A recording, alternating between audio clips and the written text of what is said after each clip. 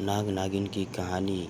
यह नाग और नागिन की एक नई कहानी है। वह दोनों एक गुफे के पास रहते थे। कोई भी उसके बारे में नहीं जानता था, लेकिन एक दिन की बात है, वह नाग नागिन उस गुफे के पास से बाहर जा रहा था। तभी एक आदमी की नज़र उस पर आ जाती है।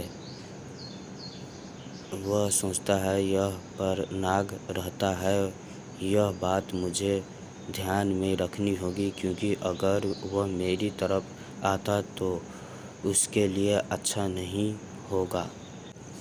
वह आदमी गांव के कुछ लोगों को इस बारे में बता देता है, क्योंकि यह कोई ठीक बात नहीं है। सभी को इस बारे में बताया जाता है। यही कुछ लोग कहते हैं, हमें उस नाग को यहाँ से दूर भेजना होगा। क्योंकि अगर कोई गलती से भी उस ओर जाती, शायद उसके लिए कुछ भी अच्छा नहीं होगा।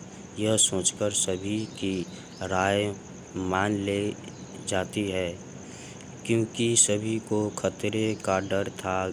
अगले दिन मिलकर सभी लोग उस गुफे के पास जाते हैं, मगर अभी नाग नजर नहीं आता है। वह इंतजार करते हैं, कुछ भी अच्छा नहीं होगा। यह सोचकर सभी की राय मान ली जाती है, क्योंकि सभी को खतरे का डर था। अगले दिन मिलकर सभी लोग उस गुफे के पास जाते हैं, मगर अभी नाग नजर नहीं आता है। वह इंतजार करते हैं। कुछ समय बाद वह नाग आता है। उस पर जाल डाल दिया जाता है। उसे पकड़ लिया जाता है। वह सभी उसे दूर ले जाते हैं, लेकिन यह यहाँ पर ठीक नहीं है। उससे दूर जाकर छोड़ देते हैं। वह नाग सोचता है, मैं यहाँ पर आ गया हूँ, मगर किस जगह से आया था, यह बात वह समझ नहीं पाया था। वह एक पेड़ के पास बैठ जाता है, क्योंकि उसे रास्ते का पता नहीं लग रहा था। अब गांव वालों को लोग रहता था। वह सब ठीक हो गया, मगर ऐसा कुछ नहीं था। उधर जब नाग वापिस नहीं आता है, वह नागिन उसे खोजने जाती है, मगर वह देखती है कुछ लोग गुफे के पास खड़े हैं। वह समझ जाती है, यह सब कुछ उन्होंने ही किया है। वह उसके सामने आती है। वह सभी डर जाते हैं। उसमें से एक आदमी कहता है, यह तो नागिन है। वह बहुत गुस्से में लग रही है।